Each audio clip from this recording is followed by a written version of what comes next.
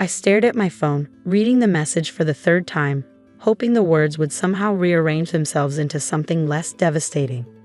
Honestly, Maya, just don't come.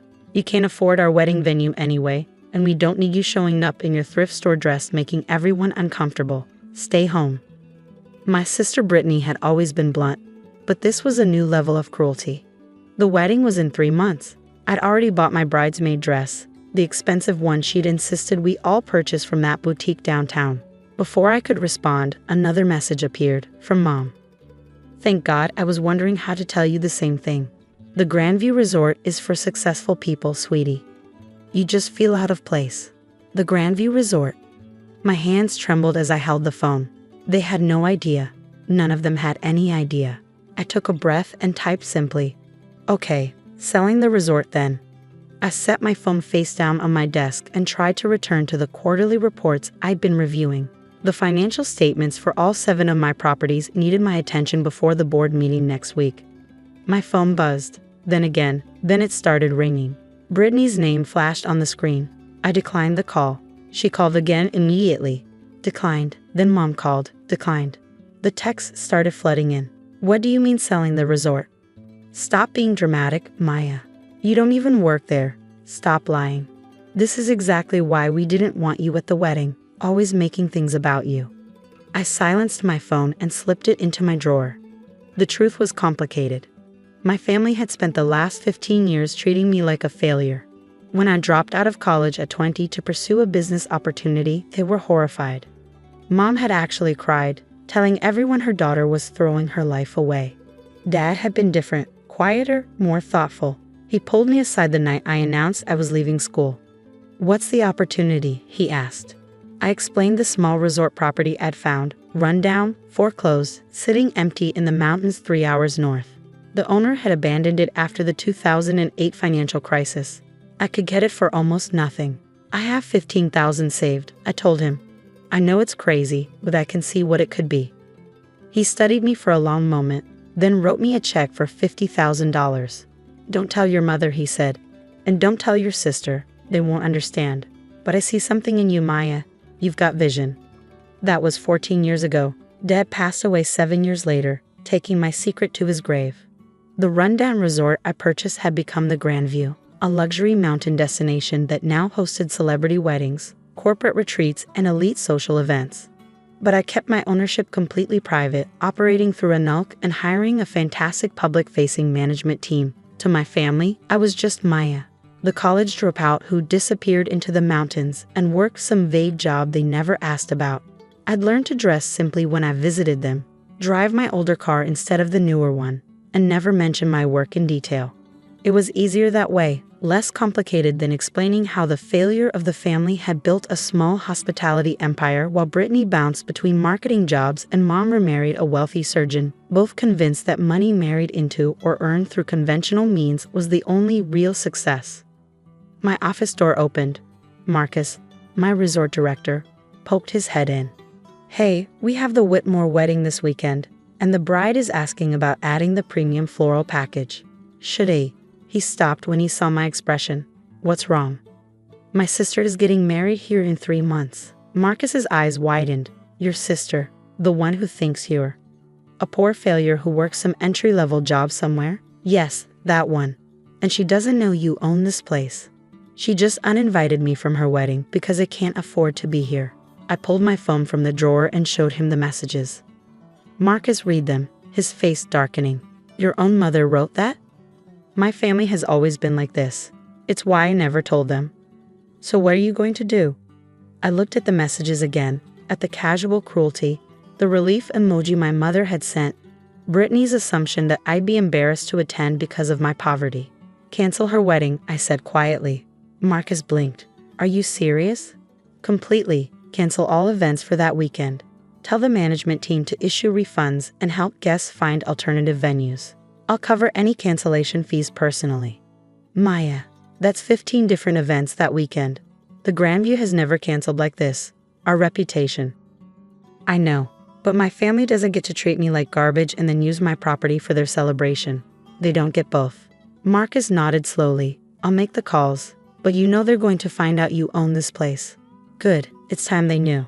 He left, and I sat in my office, watching the sky darken over the mountains. My phone kept buzzing in the drawer, but I ignored it.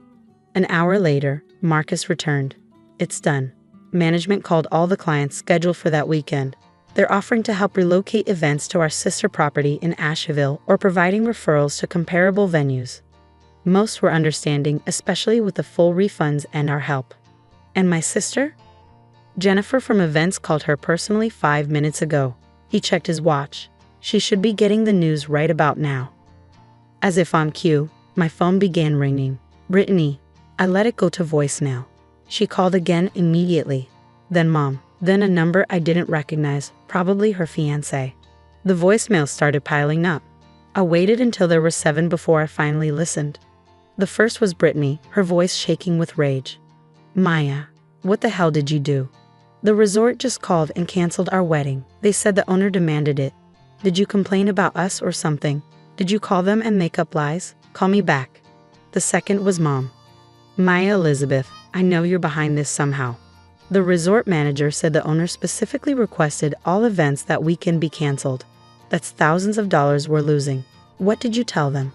This is exactly the kind of vindictive behavior. The third was Brittany again, crying now. Please, Maya, I don't know what we did to make you so angry, but please fix this. This is my wedding. You can't do this to me. Call them back. Tell them you lied about whatever you said. Please. I deleted the rest without listening. Then I called Jennifer, my events coordinator. Hey Maya, I figured you'd want an update. The Whitmore wedding this weekend is all set, and I've got the team helping relocate next weekend's events. But your sister has called our main line about 20 times. She's demanding to speak to the owner. Let her demand, she can leave messages. She's also posted on social media that the Grandview is unprofessional and cruel. It's getting some traction. People are asking what happened.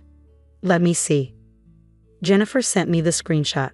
Brittany's Instagram post showed a photo of the resort's website alongside a long caption about how they'd cruelly canceled her dream wedding for no reason, and how heartless corporations were destroying people's special days for profit. The comments were mostly sympathetic. Lots of angry face reactions, several people tagging the resort's official account and demanding answers. Do you want to respond? Jennifer asked. Our per team is drafting something neutral about unforeseen circumstances. No. Let it sit for now. I hung up and opened my laptop. Time to do something I'd never done before. Post from my personal account about my business. I kept the two worlds completely separate for years. My personal Instagram was sparse. A few photos of hiking trips, my dog, the occasional sunset. Nothing that hinted at wealth or success. I had maybe 200 followers, mostly old friends from high school. I selected a photo from my computer. It was from the ribbon-cutting ceremony when we finished the major renovations on the Grandview 8 years ago. I was standing in front of the resort's entrance, holding oversized scissors and grinning next to the mayor and the local tourism board president. The caption on the original press release had read, "Local entrepreneur Maya Stephens unveils transformed Grandview Resort." I'd never posted it, never shared it. My family certainly had never seen it. I uploaded it now and wrote, 14 years ago, I bought a foreclosed property with my savings and a loan from someone who believed in me. Today, the Grandview Resort hosts some of the most prestigious events in the region. I've kept my ownership private because I value my privacy and wanted the business to stand on its own merit, not on my personality. But some things are more important than privacy. Some things, like family cruelty and the casual dismissal of people they claim to love, need to be addressed publicly. I will always protect my business and my values, even when it means standing up to family, especially then. I tagged the resort's official account and hit post. Then I turned my phone off completely and went home. The next morning, my phone exploded the moment I powered it on. 300 notifications on Instagram, dozens of missed calls, text messages from numbers I didn't even recognize. The post had gone viral. Someone had connected it to Brittany's complaint post. Then someone else had screenshot both posts side by side. Then the local business journal picked it up. Then a regional news site. Then it hit Twitter. The narrative had crystallized quickly, entitled "Bride Mocks Her Own Sister for Being Too Poor for the Wedding Venue." Not knowing her sister owns the venue. Sister cancels the wedding. Internet justice served. Brittany's original post had been deleted, but the screenshots lived forever. People have found her other social media, found mom's accounts and unearthed their old posts about me. The disappointing daughter, the lost cause, the one who never amounted to anything. Everything was out now. Every dismissive comment, every casual cruelty, every time they reduced me to a punchline at family gatherings. The internet had done what it does best. It had excavated everything and laid it bare for judgment. My phone rang, a number I recognized, my Uncle Tom, Dad's brother. Maya? Honey, I just saw everything online. I had no idea they treated you like that. I had no idea about your business either. Your dad never told me the details, just said you were doing well. I'm so sorry. His kindness broke something in me. I sat down heavily on my couch. Uncle Tom, did Dad ever say anything to you about the loan he gave me? He mentioned he'd helped you with a business opportunity, said he was proud of you, made me promise that if anything happened to him, I'd make sure you knew he believed in you. His voice cracked. He'd be so proud of what you've built, Maya. So damn proud. We talked for an hour. He told me stories about Dad I'd never heard. How Dad had felt trapped in his own family sometimes, always trying to keep the peace between strong personalities. How he'd seen something in me that reminded him of his own mother, my grandmother, who'd been a quiet force, underestimated by everyone until she did something remarkable. After we hung up, I finally looked at the messages from Brittany and Mom.